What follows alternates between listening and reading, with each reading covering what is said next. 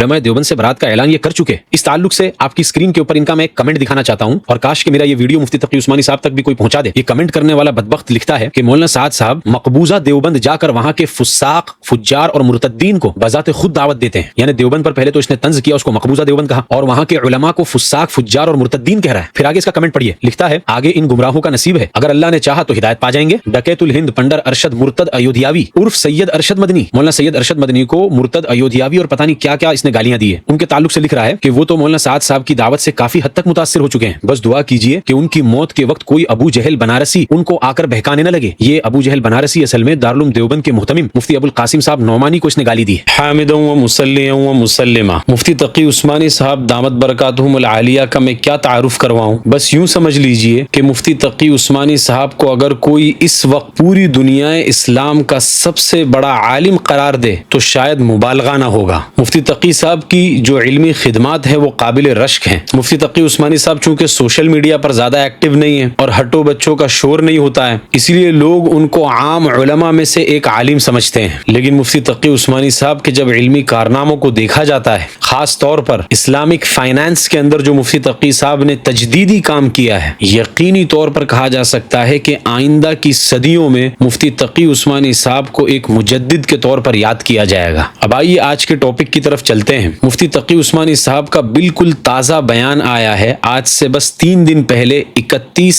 जुलाई 2025 का। मुहतरम मुफ्ती साहब ने अफ्रीका में मुजम्बिक में तबलीगी जमात के लोगों के दरमियान एक बयान किया है और मैं चाहता हूं कि हमारे इस चैनल के तवस्सुत से मुफ्ती तकी उस्मानी साहब के इस बयान को आप तक पहुंचाऊं। तबलीगी जमात के ताल्लुक से बहुत ही मुखलिसाना बयान है मुफ्ती साहब का, जिसमें मुफ्ती साहब ने तबलीगी जमात में फैल रही गलतियों और गुमराहियों की निशानदेही की। आप खुद समाअत फरमाएं। आज की मजलिस में मैं दर हकीकत एक अहम नुक्ते की तरफ आप हजरात की तवज्जो दिलाना चाहता हूँ। वो ये है कि बसा औकात एक काम निहायत सही बुनियादों पर सही तरीके से अल्लाह तबारक व तआला की रजा के लिए और उसके की खुशनुदी की खातिर शुरू होता है। बाद औकात हम लोग मुतमईन होकर बैठ जाते हैं कि ये काम ठीक चल रहा है और उसमें जो खराबियां पैदा होती हैं, जो फसाद के रास्ते पैदा हो रहे होते हैं, उनकी तरफ हमारा ध्यान नहीं जाता। उसके नतीजे में वो बेहतरीन काम रफ्ता रफ्ता रफ्ता रफ्ता इन्हितात की तरफ जाता है, ज़वाल की तरफ जाता है और उसके जो फायदे हो रहे थे उनको फायदों को मिटाने का जरिया बन जाता है। लिहाजा हमें हर वक्त अपने हर काम में अपना मुहासबा करते रहना चाहिए। लिहाजा मेरी आज की इस नशिस्त का जो असल मकसूद है वो ये है कि हम सिर्फ फजाइल बयान करके, यानी जमात के फजाइल बयान करके और जमात के काम के फवाइद बयान करके हमें कनाअत करके नहीं बैठना चाहिए, बल्कि अपने अंदर जो अगर कोई कमजोरियां हैं या कोई ऐसी चीज है जो रफ्ता रफ्ता हमें किसी और तरफ ले जा रही है, उसको भी समझकर और उसकी तलाफी की कोशिश करनी चाहिए। इस नुक्ते नजर से मैं आपकी खिदमत में चंद गुजारिशात इख्तिसार के साथ पेश करना चाहता हूँ और इस उम्मीद के साथ पेश करना चाहता हूँ कि इसको किसी मुखालफत पर महमूल न किया जाए, बल्कि एक दोस्त, एक मोहब्बत करने वाले की तरफ से कुछ बातों की निशानदेही करने की कोशिश समझा जाए और उस पर ठंडे दिल से गौर किया जाए, ताकि जो रास्ते जब कोई काम बढ़ता चढ़ता नजर आता है, दीन का कोई काम बढ़ता चढ़ता नजर आता है, तो शैतान को कभी भला नहीं लगता और वो उसमें दरारें डालने की कोशिश करता है और बाज़ औक़ात हम खुद उसका सबब बन जाते हैं। लिहाजा हमेशा अपने आप को अपने खुद मुहासबे के लिए तैयार रखना चाहिए। हम में से हर शख्स, चाहे वो दीन पर कितना भी अमल कर रहा हो, नमाज का पाबंद हो, तहज्जुद गुजार हो, जिक्र करता हो, तस्बीह करता हो, उसको भी हर वक्त अपना मुहासबा करना चाहिए कि मैं कहाँ गलती कर रहा हूँ और फिर उस गलती की अगर कोई निशानदेही किया जाए तो उसको अपना मुखालिफ समझे बगैर उसको अपना खैर खां समझकर उसकी बात को सुनना और समझना चाहिए। इनमें सबसे पहली बुनियादी बात जिसकी तरफ मैं आप हजरात को बहुत ही दिलसोजी के साथ, हमदर्दी और खैरखाही के साथ मुतवज्जह करना चाहता हूँ, वो ये कि जो लोग तबलीगी जमात के काम में सरगर्म होते हैं, उनके तर्ज अमल, उनके तर्ज बयान, उनकी तकरीरों, उनके बयानात के नतीजे में आम लोगों में ये तासुर बे इंतहा फैला हुआ है कि दीन का अगर कोई काम है तो सिर्फ वो जमात तबलीग का काम है। अगर दीन मुनहसिर है इसी खास तरीके तबलीग में, जिसमें कोई आदमी रोजा लगाए, कोई आदमी चिल्ला लगाए, कोई आदमी 4 महीने लगाए, कोई आदमी साल लगाए, जो ये काम नहीं करता वो दीन से नावाकिफ है, दीन पर अमल करने वाला नहीं है और दीन के जितने दूसरे काम हो रहे हैं वो समझो कि बेकार हो रहे हैं, बाद औक़ात तो ये तासुर हो जाता है कि वो बेकार हो रहे हैं या दीन की सही समझ नहीं रखते हैं या दीन के सही तरीका को पर अमल करने वाले नहीं हैं, लिहाजा वो गैर हैं, वो दूर हैं। अपना वो है जो तबलीगी जमात में है, जो तबलीगी जमात में चिल्ले लगाता है, जो सरोजे लगाता है, जो उस खास गश्त में शामिल होता है, खास तरीक़ेकार से शामिल होता है, वो अपना है। दूसरा जो है वो बेचारा बस इस काबिल तो है कि उसको सलाम कर लिया जाए और उससे मुलाकात कर ली जाए, उसकी इकराम मुस्लिम के तहत उसको उसकी कुछ इज्जत कर ली जाए, लेकिन वो दीन का सही अलमबरदार नहीं हो सकता, वो दीन के ऊपर सही अमल करने वाला नहीं हो सकता, जो इस खास तरीके से जमात के तरीके में शामिल ना हो और उसमें शहरोजे और चिल्ले न लगाए और उनके साथ गश्त न करे। ये तासुर है जो कदर फैला हुआ है कि जिसकी कोई हद निहायत नहीं। इसके बेशुमार मुजाहरे मेरी आंखों ने देखे और उसके नतीजे में ये मुझे अंदेशा है कि किसी वक्त ये तासुर अगर बढ़ता चला जाए तो ये एक फिरके की शक्ल इख्तियार न करे। मैं आपसे खुलकर बात करना चाहता हूं ताकि जो मेरे दिल की बात है वो आपसे किसी लाग लपेट के बगैर कर सकूं। उसका एक नतीजा यहां तक पहुंच गया है कि कहा जा रहा है कि तबलीग और दावत सिर्फ जबान से हो सकती है, कलम से नहीं हो सकती। अगर कोई दूसरों को कलम के जरिए, तहरीर के जरिए, किताबों के जरिए, रसाइल के जरिए, खुतूत के जरिए अगर दीन की तरफ बुलाता है, वो दावत नहीं है, वो तबलीग नहीं है। उसको अगर कोई तबलीग समझता है तो गलत है।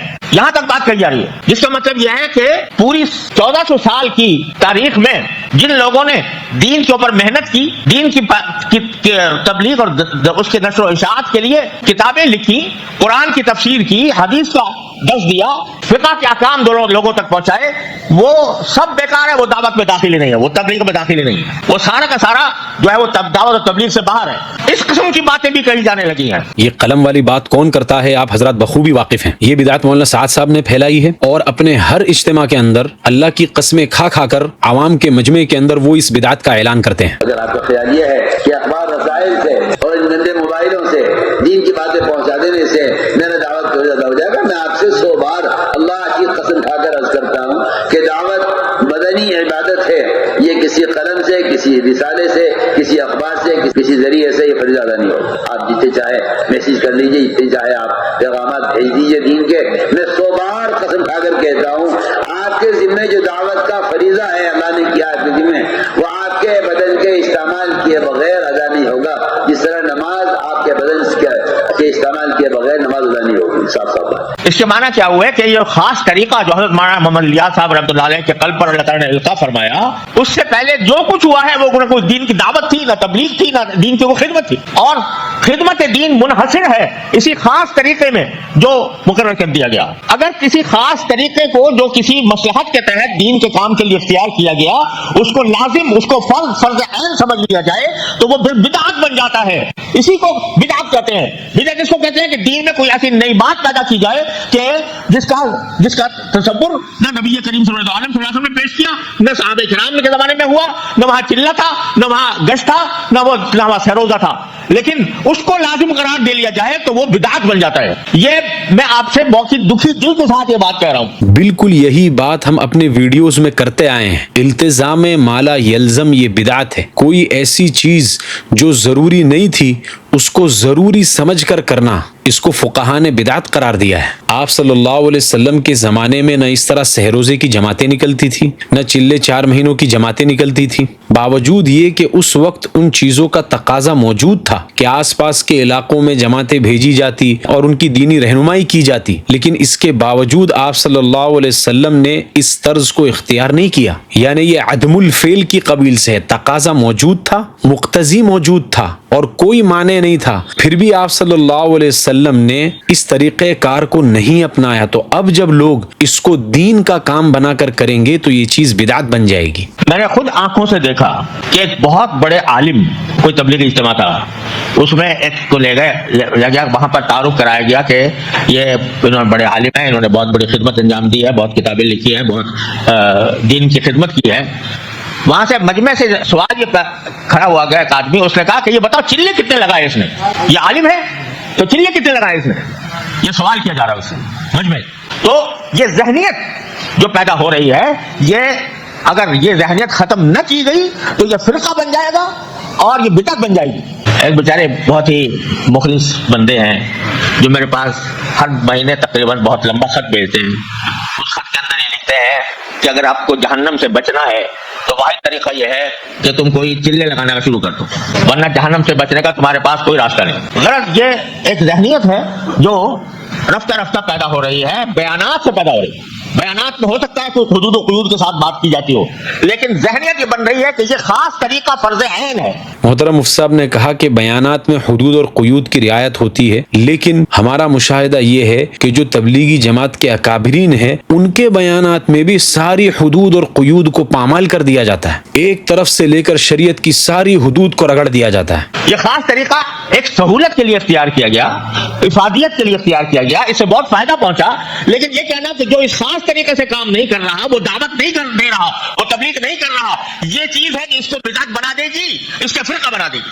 اللہ تعالیٰ حفاظت فرمائے. اس عظیم کام کو جو حضرت نے شروع کیا تھا، اللہ تبارک و تعالیٰ اس کو اپنے صحیح راستے پر رکھے اور غلط راستے سے بچنے کی توفیق عطا فرمائے. دوسری بات وہ بھی بہت زیادہ اہم ہے، وہ یہ کہ یہاں پر عام طور سے تقریروں میں، وعظوں میں، بیانات میں ذہنیت ایسی بنائی جاتی ہے کہ جس سے حقوق العباد پیچھے پڑ جاتے ہیں. سارا کچھ فضیلتیں ان کی ہے جو قربانیاں دیں، اور قربانی کے لیے ماں باپ کو رلا دیں، بیوی بچوں کا حق فوت کر دیں، اپنے رشتہ داروں کا حق فوت کر دیں، تو وہ بھی دین کا ایک حصہ سمجھا جاتا ہے. اور یہ کہا جاتا ہے کہ اگر والدین اجازت نہیں دیتے تو تم اس کے بغیر نکل جاؤ. اگر بیوی تمہاری اکیلی ہے تو اس کو اکیلے چھوڑ کے چلے جاؤ. یہ تعلیم عام طور سے بڑے حضرات عام طور سے ایسا نہیں کرتے، لیکن جو چھٹبئیے ہیں وہ اپنی تقریروں میں، اپنے بیانات میں اس طرح کی باتیں کرتے ہیں. میں خود آنکھوں سے گواہ ہوں ایسے کا کہ وہ چلے کا شوق ہو گیا اس کو. اب وہ بیوی جو ہے وہ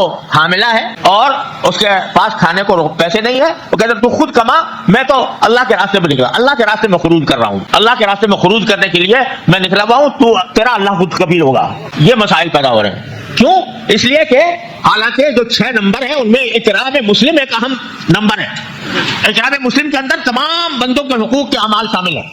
وہ ان کے اوپر زور دینے کے بجائے کہ جی دیکھو حضرت حنظلہ رضی اللہ تعالیٰ عنہ وہ اپنی بیوی کو پہلی رات میں چھوڑ کر جنگ میں چلے گئے، تم بھی جیسے کرو. اور اسی طرح کیا کرو، خروج فی سبیل اللہ کے لیے، اس کا نام خروج فی سبیل اللہ ہے، لہذا اس کے لیے چھوڑ کے جایا کرو اپنے بیویوں کو، اپنے ماؤں کو چھوڑ کے جایا کرو. ارے بھائی اس وقت نفیر عام تھی، اللہ تبارک و تعالیٰ کی طرف سے ہر شخص کے اوپر فرض تھا، وہ تشریف لے گئے. اب اس کو تم کہو کہ ہر مسلمان کو چاہیے کہ وہ شادی ہونے کے بعد پہلا کام یہ کرے کہ ابھی وہ خلوت صحیحہ بھی نہ ہوئی ہو اور وہ جا کے چلہ لگائے. تو یہ ذہنیت پیدا کر رہا ہے لوگوں کے اندر. ماں کو چھوڑ کے ماں بیمار ہے تمہاری خدمت کا محتاج ہے، چھوڑ کے جا رہے ہو. یہ کہاں کا دین ہے؟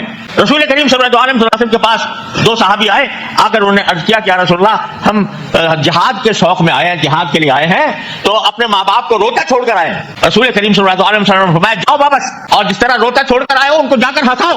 تم جہاد میں قبول نہیں ہو تو تم اپنے والدین کو اس طرح چھوڑ کر آئے ہو. تو اب یہ ذہنیت جو ہم کام کر رہے ہیں وہ اگر کوئی نہیں کر رہا یا جو کرے تو جس طرح چاہے کرے، ماں باپ کا حق پامال کرے، بیوی کا حق پامال کرے، یا اپنے دوسرے حقوق و لباس کو پامال کرے، لیکن اس میں چلے میں نکل جائیں. یہ ذہنیت خدا کے لیے اس کو چھوڑو، اللہ کے لیے چھوڑو، اور یہ سمجھو کہ اللہ تعالیٰ کا دین جو ہے وہ یہ کہتا ہے کہ یا ایھا الذین آمنوا ادخلوا فی السلم کافۃ، اے ایمان والو اسلام میں پورے کے پورے داخل ہو. پورے کے پورے کا مطلب یہ ہے کہ ہر ایک کا حق اس کا حق ادا کرو، ہر ایک کا حق ادا کرو.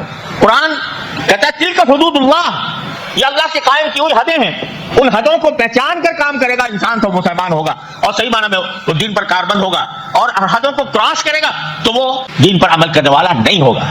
اس ساری صورتحال کی ایک بہت بڑی وجہ یہ ہے کہ میں اصل میں ذمہ دار حضرات کو اس پر غور کرنا چاہیے کہ عوام میں تقریروں اور بیانات کرنے کے لیے ایسے حضرات کو منتخب کیا جاتا ہے، یا جماعت کی امارت میں ایسے حضرات کو منتخب کیا جاتا ہے جو پورا علم صحیح نہیں رکھتے. صحبت میں الحمدللہ اللہ نے ان کو توفیق دی ہے، جماعت میں نکلنے کی بھی توفیق دی ہے، نماز روزے کی بھی توفیق دی ہے، لیکن جو عوام کو دین کی طرف متوجہ کرنے کے لیے جس علم کی ضرورت ہے وہ علم مفقود ہے. ایک اور بات، کچھ تبلیغی جماعت کے بنیادی اصول تھے، ان میں سے ایک اصول یہ تھا کہ تبلیغی جماعت کوئی فتویٰ نہیں دے گی، فتویٰ اگر کوئی پوچھے تو مفتیوں کے پاس جاؤ.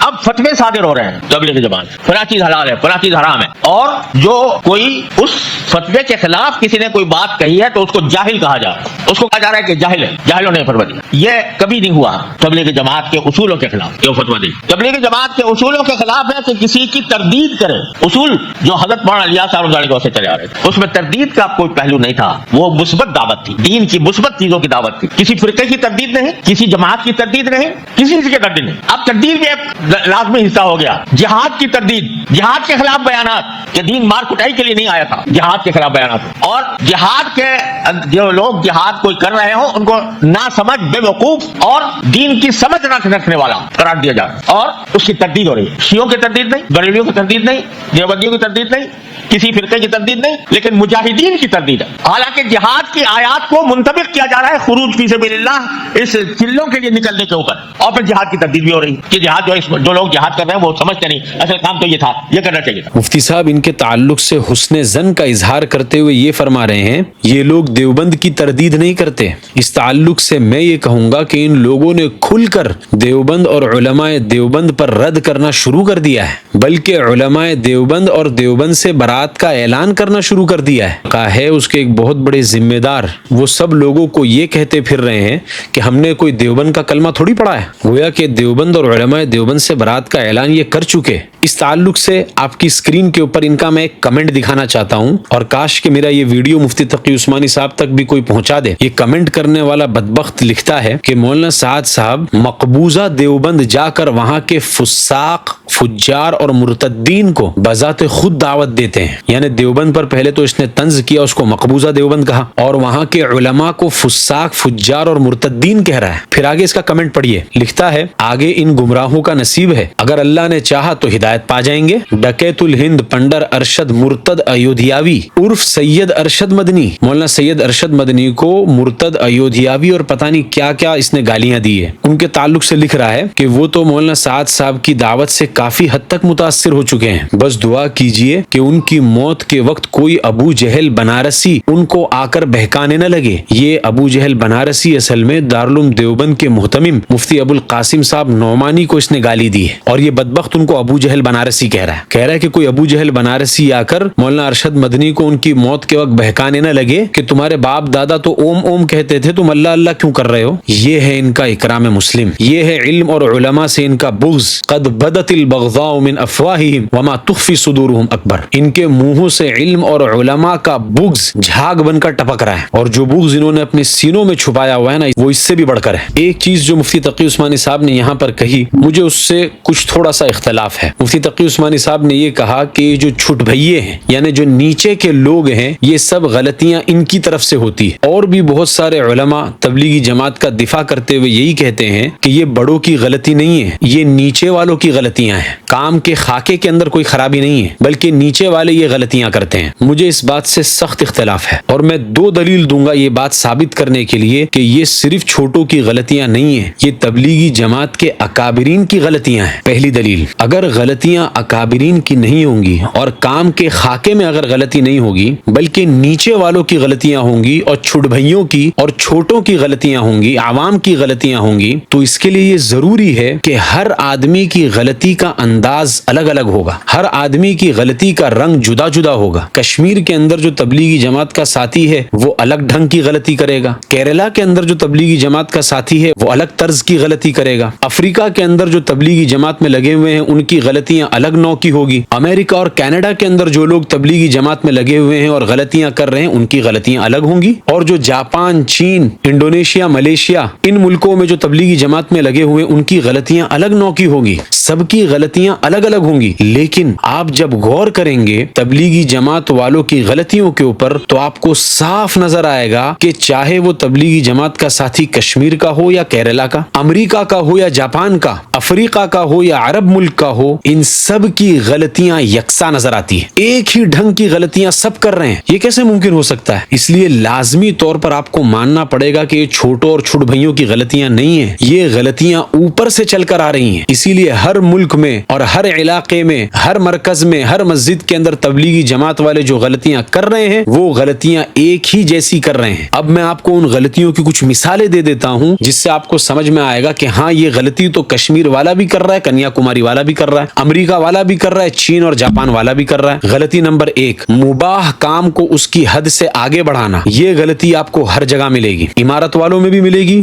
شورا والوں میں بھی ملے گی. غلطی نمبر 2, قرآن کی تحریف معنوی کرنا. غلطی نمبر 3, نااہل اور فساق کو امارت سپرد کرنا اور نااہل لوگوں کو ذمہ دار اور امیر بنا دینا. غلطی نمبر 4, علم اور علماء سے بغض کرنا, جس کی ایک مثال میں نے آپ کو ایک کمنٹ پڑھ کر دکھا دی کہ کس طرح علماء سے بغض ان کے دلوں میں بٹھایا جاتا ہے. ایک عام آدمی جو دین سے دور ہے اور اس نے جماعت میں کوئی وقت نہیں لگایا اور بالکل جاہل آدمی ہے, وہ بھی اس کے آگے سے اگر کوئی عالم گزرتا ہے نا تو اس سے محبت سے سلام کرتا ہے. مدارس کے پاس سے گزرتا ہے تو اس کے دل کے اندر ایک محبت کی کیفیت جاگتی ہے. لیکن وہی آدمی جب تبلیغی جماعت میں جاتا ہے, جو کہ پہلے جاہل تھا, تبلیغی جماعت میں جانے کے بعد اب یہ آدمی جاہل مرکب بن جاتا ہے. نماز روزہ تو اس کے اندر آ گیا, سر پہ ٹوپی اور چہرے پہ داڑھی تو آ گئی, لیکن علماء سے بغض اس کے دل کے اندر آ گیا. کہہ رہے یہ علماء تو پیسہ لے کر کام کر رہے ہیں, ان سے پہلے تو زناکار عورتیں جنت میں چلی جائے گی. یہ مدارس والے دین کا کام تھوڑی کر رہے ہیں, یہ خانقاہ والے جب تک چلا نہ لگا دیں یہ جہنم سے نہیں بچ سکتے. اس طرح کی واہیات باتیں علماء کے خلاف اور مدارس کے خلاف اور خانقاہوں کے خلاف ان کے مجموع میں عام ہے. 5ویں غلطی, تقدیم الجہال علی مناصب العلماء, علماء کے مناصب کے اوپر جاہلوں کو بٹھانا. 6ٹھی غلطی, التزام مالا یلزم, جس کے تعلق سے مفتی تقی عثمانی صاحب نے بھی اس بیان میں صراحت کر دی. 7ویں غلطی, جہاد اور قتال کی صریح مخالفت کرنا. 8ویں غلطی, جاہلوں سے وعظ اور بیان کروانا, جو کہ بالکل بھی جائز نہیں ہے. مولانا اشرف علی تھانوی رحمۃ اللہ علیہ نے بار بار اس پر نکیر کی ہے. یہ تو ہوئی غلطیاں. اب یہ جو ساری غلطیاں ہیں یہ پوری دنیا میں جتنے تبلیغی جماعت میں کام کرنے والے لوگ ہیں سب جگہ پر یہی غلطیاں آپ کو ملیں گی. تو اس لیے آپ کو یہ ماننا پڑے گا کہ یہ غلطیاں چھوٹوں کی نہیں ہیں, یہ بڑوں سے غلطیاں چلتی ہوئی آ رہی ہیں. اور میں نے آپ سے کہا تھا نا میں آپ کو 2 دلیل دوں گا. ایک دلیل تو یہ ہوئی, دوسری دلیل اس بات کی کہ یہ چھوٹوں کی غلطیاں نہیں ہیں, یہ بڑوں کی غلطیاں ہیں اور کام کے خاکے کے اندر غلطیاں سرایت کر چکی ہیں. تو دوسری دلیل یہ ہے کہ اگر غلطیاں چھوٹوں کی طرف سے ہوں گی تو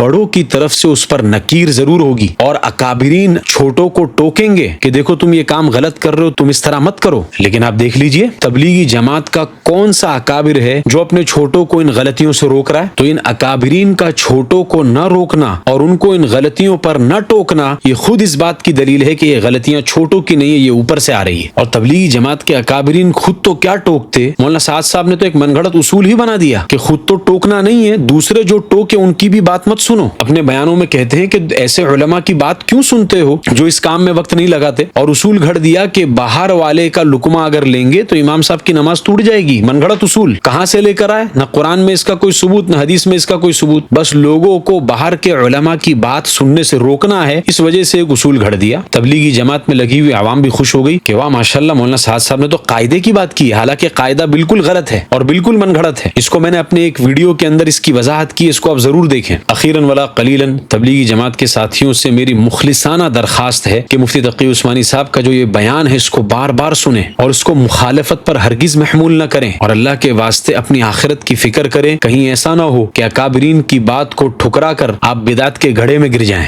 بھائیوں میں کسی بری نیت سے یہ کام نہیں, یہ بات نہیں چاہتا. اللہ کی قسم میں تبلیغ جماعت سے محبت کرتا ہوں, اس کے کام کا معترف ہوں, اس کو اس امت کے لیے ایک نجات کا راستہ سمجھتا ہوں. لیکن یہ خرابیاں اگر جاری رہیں تو یہ ایک فرقہ بن کے رہ جائے گا اور امت مسلمہ کے جمہور تک کیا جائے گا.